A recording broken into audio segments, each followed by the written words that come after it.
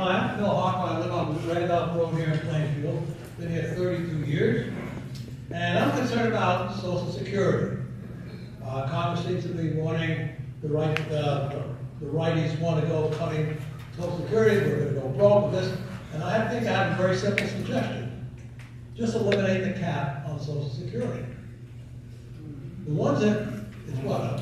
On the Social Security taxes, on the Social FICA Security taxes. tax. That'll go up. The people that are on the higher brackets already, that's not even a spit in the ocean floor.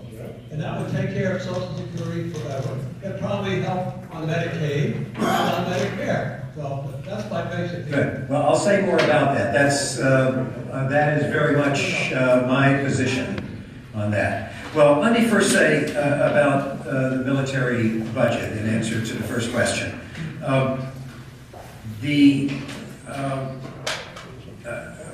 One of the first responsibilities of government, of course, is to provide for the common defense. Clearly, we need tax money to do that. And we are spending, as you know, hundreds of billions of dollars on really the finest fighting forces in the world. You said you didn't want to see smoke as you did on September 30th, September 11th, September 11th, 2001. More spending on defense would not have stopped that. There were intelligence failures. There were airline security failures. There were diplomatic failures as well that led to that. No more tanks or armored vehicles or personnel would have made the difference there. I think the Kane Commission, the 9/11 Commission, was pretty clear on that, that these were intelligence failures. And in fact, it was not lack of money spent on intelligence either.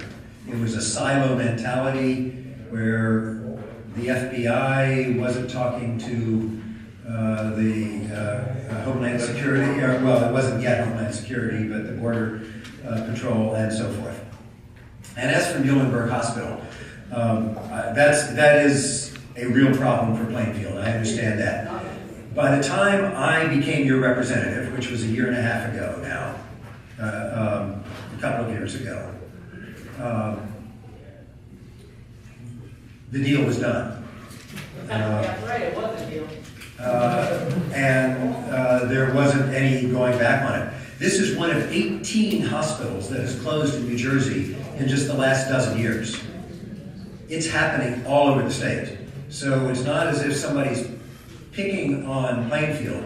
It is very hard to keep a hospital going now. The margins are tight. And as I said, 18 hospitals. Big hospitals, the size of the 350-bed hospital here. It's not a good thing, but it is not a surprising thing. As I understand it, the company affiliated with Kennedy, with JFK, is keeping the dialysis unit here and is keeping some other things here. But it is not what you've been used to. It's not what you deserve. I could say that in several other towns around around the 12th district. I don't know what else to say about that. On the Social Security matter,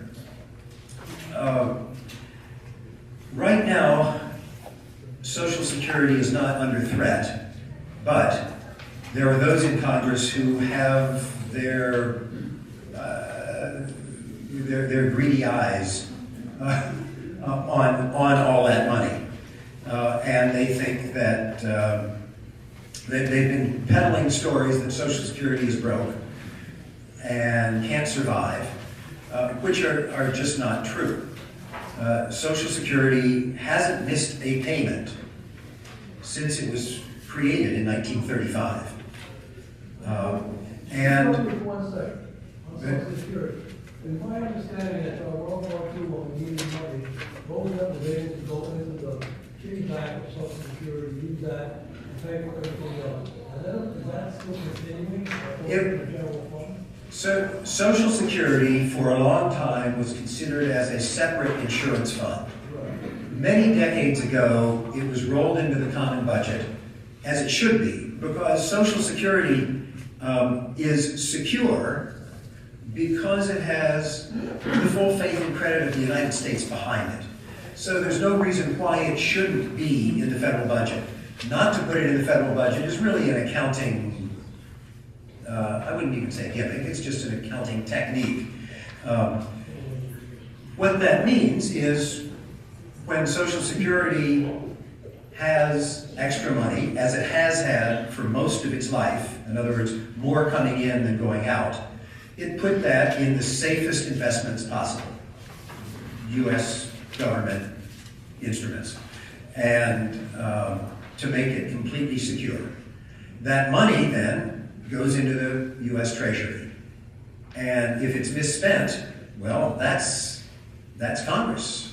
That's what the Constitution says the appropriation